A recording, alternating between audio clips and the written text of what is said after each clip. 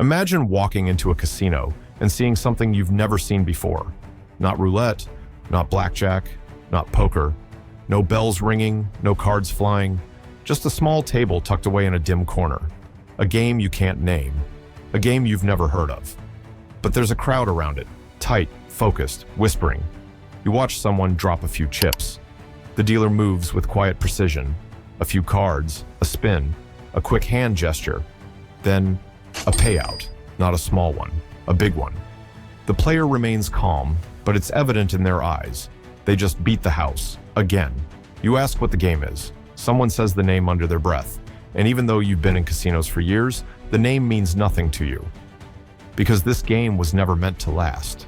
And if the stories are true, it almost brought a major casino chain to its knees.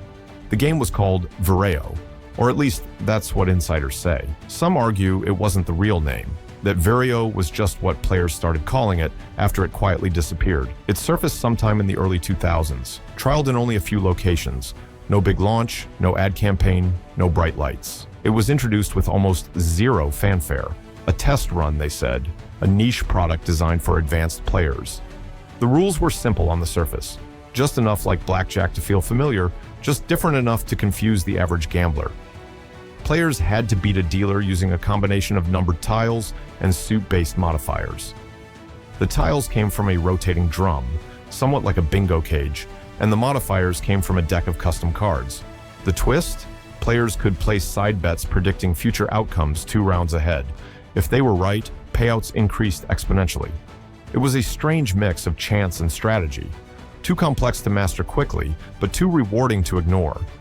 Initially, it attracted only curious regulars, people who'd grown bored with traditional games, high rollers looking for something fresh. But within weeks, whispers began to spread. People weren't just playing, they were winning, and not small wins, massive, calculated payouts. One guy reportedly walked away with $92,000 in 2 hours.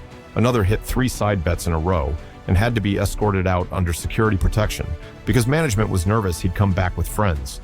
That's when things got weird. Dealers were shuffled, the table was moved, betting limits were suddenly cut, cameras were repositioned. Still, players kept winning. The math wasn't adding up. A group of MIT students reportedly flew into Reno just to study the game.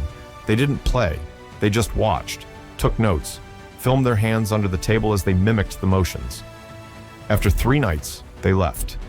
Days later, one of them posted anonymously on a gambling forum. Their conclusion? The game was flawed, not rigged, not broken, just too beatable. They'd figured out a pattern, how the tiles rotated in predictable cycles, how the modifiers were statistically tilted based on previous draws.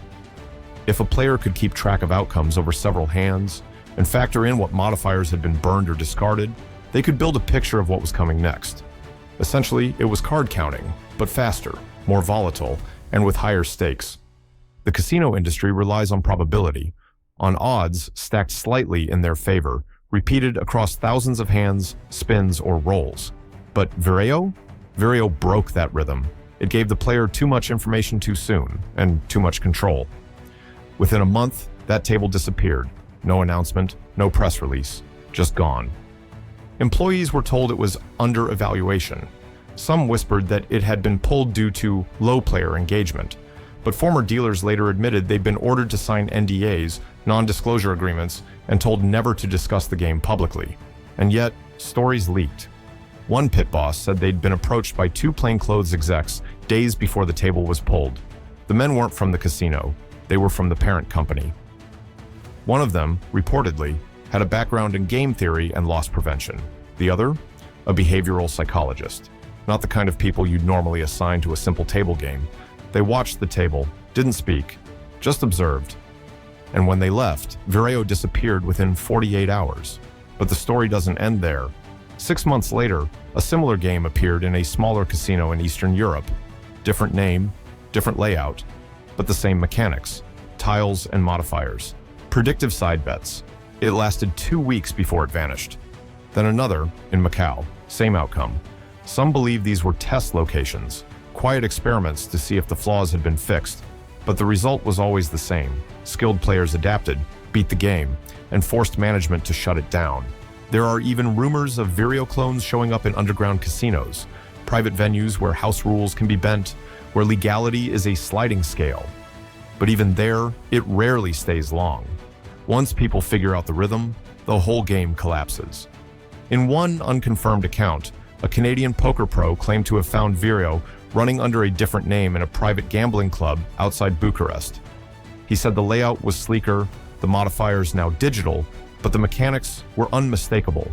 He played 6 rounds, walked away with triple his buy-in, and returned the next night. The game was gone. Employees denied it ever existed. Even security footage from the previous night had been overwritten. Now, Vireo exists only in fragments. You won't find it in official casino records. The few photos that exist are grainy, low-res, and often from early 2000s flip phones. Some gamblers claim they still have the custom modifier cards, but none have ever been verified. Others say the game was an elaborate ARG, an alternate reality game, designed to create buzz and pull in high-stakes players for other purposes. Some players insist Vireo was the real deal. Others think it was a ghost, something designed to test the system, not beat it. One theory even suggests it was never about money. The game was designed to study player behavior, to analyze how quickly people could spot patterns, make predictions, and adapt under pressure. A real-time test of cognitive function disguised as gambling. Another theory, that it wasn't developed by the casino at all. Vireo was introduced by an outside group, possibly a research firm or a government contractor, seeking to study decision-making in chaotic systems. Some even suggest the involvement of AI, not artificial intelligence running the game, but watching the players, measuring how people make decisions in high-stress, high-reward environments. It wouldn't be the first time casinos ran behavioral experiments. Floor layouts are optimized to control your movement. Slot machines are programmed to create just the right mix of wins and losses to keep you playing. Music is curated, lighting is calculated. Everything in a casino is designed to keep your brain in a loop. So why not the games themselves? Maybe Vireo was never about profit. Maybe it was about data, tracking, profiling, learning who you are based on how you bet, your risk tolerance, your ability to detect patterns, your emotional responses to gains and losses. But if that's true, who was doing the learning? And where's that data now? We may never know. What we do know is this: some games vanish because they're unpopular. Others vanish because they're flawed. And in rare cases, a game disappears because it tilted the balance too far. It gave too much power to the player, let them see too far ahead, let them win too often. That breaks the rules of the casino. And when the rules break, the house doesn't just lose money, it loses control. Casinos are not designed to be fair. They're designed to appear fair, just fair enough to keep you playing.